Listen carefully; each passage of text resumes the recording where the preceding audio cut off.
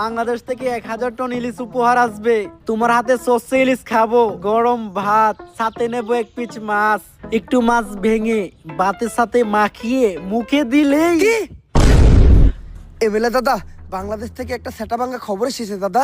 ধীরে তো গরম ভাতে পানিটা ঢেলে সবে মাত্র গরম ভাতের সাথে সর্ষে ইলিশটা মাখিয়ে মুখে দেবো। আরে দাদা, ইলিশ থাকলে তো সর্ষে ইলিশ খাবেন। এবার তো বাংলাদেশ থেকে আর পদ্মার রূপালী ইলিশ উপহার আসবে না। সে কি? তাহলে আমরা পদ্মার ইলিশ খাবো কিভাবে? এর প্রতিশোধ আমাদের নিতেই হবে দাদা।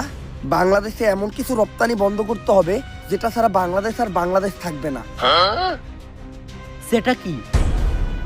রাজুদার পকেট পরোটা আর তরকারি।